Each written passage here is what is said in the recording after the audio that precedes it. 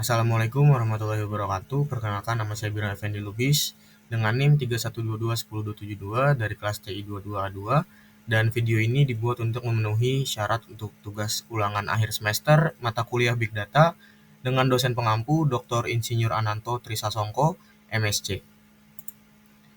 Di sini saya akan menjelaskan prediksi dan visualisasi data kemiskinan Kecamatan Sukamakmue, Kabupaten Nangan Raya, Aceh. Yang di slide ini ada rangkaian dari slide presentasinya. Yang pertama itu ada pendahuluan, yang kedua ada sumber data dan pembersihan data, yang ketiga distribusi kemiskinan berdasarkan tahun, yang keempat tren rata-rata jumlah kemiskinan, yang kelima regenerasi linear dan prediksi, dan yang terakhir atau yang keenam yaitu kesimpulannya. Selanjutnya kita langsung masuk ke slide pertama, ada pendahuluan. Latar belakangnya adalah kemiskinan adalah masalah sosial dan ekonomi yang membutuhkan perhatian khusus. Analisis data historis dapat membantu memahami tren dan distribusi kemiskinan untuk mendukung kebijakan strategis. Tujuannya menganalisis data kemiskinan di Kecamatan Sukamakmue, Kabupaten Nangan Raya, Aceh menggunakan teknik visualisasi data, regenerasi linear, dan prediksi berbasis data historis. Di slide kedua ada sumber dan pembersihan data. Sumber untuk mendapatkan data ini adalah website data.go.id sebagai website resmi milik pemerintah Indonesia yang menyediakan akses ke data terbuka atau open data dari berbagai kementerian, lembaga, dan instansi pemerintah. Lanjut, ada pembersihan untuk pembersihan datanya. Yang pertama itu menghapus nilai kosong atau none pada kolom jumlah dan memastikan kolom tahun dan kolom jumlah tersedia untuk dianalisis. Yang di slide ketiga, itu ada distribusi kemiskinan berdasarkan tahun. Analisis distribusi kemiskinan berdasarkan tahun menggunakan box plot mengungkap variasi yang mencolok antar tahun. Beberapa tahun menunjukkan fluktuasi yang lebih tinggi dan dapat dipengaruhi oleh faktor eksternal seperti perubahan kebijakan pemerintah atau kondisi ekonomi lokal. Hasil ini memberikan wawasan yang sangat berharga untuk memahami pola kemiskinan dari waktu ke waktu sehingga dapat membantu menentukan prioritas kebijakan yang lebih tepat sasaran dan mengatasi kemiskinan secara efektif. Gambar di samping ini menunjukkan distribusi jumlah kemiskinan pada tahun 2019, 2020, dan 2021.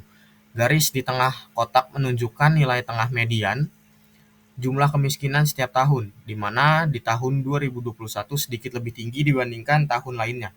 Kotak menunjukkan sebaran utama data. Dengan tahun 2020 memiliki variasi data yang paling besar. Garis vertikal di luar kotak menunjukkan rentang data tanpa nilai ekstrim atau outlier. Secara sederhana, jumlah kemiskinan di tahun 2021 ini cenderung lebih tinggi, tetapi variasinya lebih stabil dibandingkan tahun 2020 yang memiliki fluktuasi terbesar. Selanjutnya, di slide keempat ada tren rata-rata jumlah kemiskinan per tahun. Tren rata-rata jumlah kemiskinan per tahun dihitung untuk mengidentifikasi pola perubahan kemiskinan dari waktu ke waktu. Hasil analisis menunjukkan adanya fluktuasi yang menggambarkan dinamika sosial dan ekonomi yang terjadi di wilayah tersebut. Beberapa tahun mencatat peningkatan yang signifikan yang kemungkinan besar dipengaruhi oleh perubahan kebijakan pemerintah, krisis ekonomi, dan kondisi lokal lainnya. Temuan ini dapat digunakan untuk mengembangkan strategi adaptif yang lebih responsif terhadap dinamika kemiskinan di tingkat lokal. Grafik di bawah ini menunjukkan tren rata-rata jumlah kemiskinan dari tahun 2019 sampai 2021. Pada tahun 2019, rata-rata jumlah kemiskinan berada di sekitar angka 300, tapi mengalami sedikit penurunan di tahun 2020. Namun pada tahun 2021 terlihat peningkatan yang cukup signifikan dengan rata-rata jumlah kemiskinan itu melampaui angka 400. Tren ini menunjukkan adanya lonjakan rata-rata jumlah kemiskinan di tahun 2021 setelah mengalami penurunan sebelumnya di tahun 2020. Hal ini mencerminkan perubahan signifikan dalam faktor sosial, ekonomi, dan kebijakan yang memengaruhi kemiskinan selama periode tersebut. Selanjutnya di slide kelima ada regenerasi linear dan prediksi. Yang pertama ada model prediksi. Regenerasi linear digunakan untuk memprediksi jumlah kemiskinan berdasarkan data historis dengan memanfaatkan hubungan antar variabel tahun dan jumlah kemiskinan. Model ini dapat memberikan estimasi tren yang mendasari dinamika kemiskinan. Hasil analisis menunjukkan bahwa regresi linear cukup efektif dalam mengidentifikasi pola meskipun terdapat beberapa penyimpangan.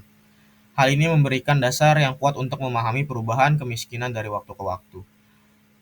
Lalu ada analisis hasilnya, yaitu Mean Squared Error atau MSE menunjukkan tingkat kesalahan sebesar 24,114,77. Yang kedua, grafik prediksi versus aktual jumlah kemiskinan menggambarkan hubungan antara hasil prediksi model dan data aktual, menunjukkan bahwa model cukup efektif dalam mengungkap tren keseluruhan meskipun terdapat beberapa penyimpangan pada data tertentu. Grafik di samping ini menggambarkan hubungan antara nilai prediksi dan nilai aktual jumlah kemiskinan dengan garis merah putus-putus mewakili perfect prediction atau prediksi sempurna di mana nilai prediksi sama persis dengan nilai aktual. Titik biru itu menunjukkan nilai prediksi model terhadap nilai aktualnya. Semakin dekat titik-titik tersebut ke garis merah, semakin baik kinerja model. Dalam grafik ini, sebagian besar titik berada cukup jauh dari garis prediksi sempurna, menunjukkan bahwa model masih memiliki tingkat kesalahan yang cukup besar dalam beberapa kasus. Nilai Mean Squared Error MSE yang ditampilkan adalah sebesar 24,114,7 yang mencerminkan rata-rata kuadrat selisih antara nilai prediksi dan akurat dan aktual.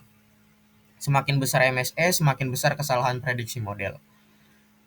Tingginya MSE ini menunjukkan bahwa model masih memerlukan peningkatan hasil prediksi yang lebih akurat lagi, jadi masih memerlukan peningkatan lagi untuk bisa mendapatkan nilai Mean Squared Error yang lebih kecil lagi. Di slide ke-6 atau slide terakhir ini ada kesimpulannya.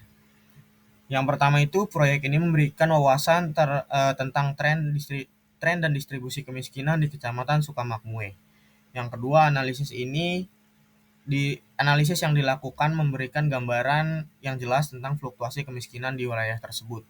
Yang ketiga, regenerasi linear menghasilkan prediksi yang dapat digunakan untuk mendukung pengambilan keputusan berbasis data.